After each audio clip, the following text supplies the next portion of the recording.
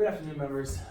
We're going to start a process called Voir. It's a fancy French word. It essentially means that we want to make sure that Seaman Thomas knows that each of you is picked for this board in a fair and impartial way, and that you don't have some stake in the outcome that's separate and apart from your stake in making sure that the Navy makes the right decision in this case. Does that sound okay if I ask you some questions? So what I'm going to do is I'm going to go down the line. I'm just going to go left to right. And I'm going to ask some pretty direct questions, and you can just give me a yes or no answer. If yes or no doesn't quite cut it, then give me a little explanation. All right, Chief, we're going to start with you. Do you know any of the other members of this board? No. Do you know me? Yes. And how do you know me? Pass you in the hallways. Okay. Do you know the recorder? No. Okay. Does anyone in this room or in the chain of command of the command write your fit reps or evals? No. Okay. Have you served on an administrative board or a court martial in the past? No. Okay. Okay, Lieutenant Commander Davis, I have a couple of questions for you. The first is, do you understand that there are 3 questions that this administrative board may have to answer? Yes. And do you understand those 3 questions are basis, retention or separation, and then characterization of service? Yes. And do you understand that if you don't find misconduct, that you don't reach the second 2 questions? Yes. Okay. I want to ask you a question about the burden of proof. Have you ever heard that phrase before? Yes. Do you understand what it means? Yes. What does the burden of proof mean? Basically, the likelihood that the offense occurred. So you'd have several standards, the most loose being preponderance of the evidence, meaning more likely than not that the offense occurred. Okay, and you understand that preponderance of the evidence is in fact the standard of proof, burden of proof that's required by the government in this case. Yes. Chief, we're going to move on to Lieutenant Downer. Lieutenant, have you ever served on an administrative board or a court martial before? Yeah, I was on an ADSEP board like 3 or 4 years ago. Okay, 3 or 4 years ago. Do you remember what that board was about? Yeah, it was a sexual harassment case. And what was the result of that board?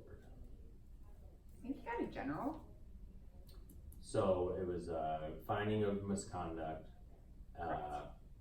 separation, and a general discharge.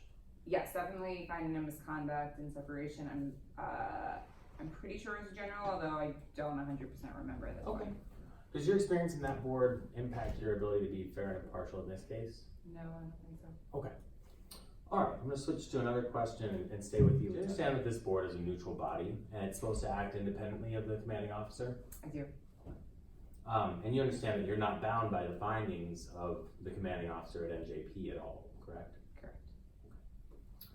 All right, sir, same question. Do you understand that this board is a neutral body and is supposed to act independently of the commanding officer? I was not. I thought the CO's rule was bond. So, in fact, under the Milkers Man, and I can get you the section, it's included in our binder. The reason why we have this process is that you're to come to a completely separate conclusion from the commanding officer. That's why it's not a command function. This is administrative separation board is separate from that. And so, in fact, you're not bound by the findings of the CO at NJP. Do you understand that? Yes, after your explanation, I understand that. And so, if you hear evidence in this case that the commanding officer found my client guilty, for instance, at NJP, and maybe even issued him some punishment, are you able to put that to the side and just look at the underlying facts and perhaps reach a different conclusion if that's called for by the evidence? Absolutely. Okay. Chief, same question. Do you understand, given our discussion right now, that this board is a neutral body and you're supposed to act independently of the commanding officer? Yes, sir. Do you have any concerns with that? No, sir. Okay. All right, my final question, Lieutenant, is does any member believe that under the Navy's zero tolerance policy, they must vote to separate the respondent, my client, because of what he's been accused of? So are you asking if I believe that I must vote to separate because of zero tolerance? Yes. I do not believe that. So even though the Navy's policy is zero tolerance, you could still, in your mind, come to a conclusion that someone should be retained. That's my understanding of what I'm allowed to do. Okay, great. Sir, what about you? Do you believe that under the Navy's zero tolerance policy that you must vote to separate the respondent because of what he's been accused of? No. Chief, finally, do you believe that under the Navy's zero tolerance policy you must vote to separate? No, sir. All right, thank you, members.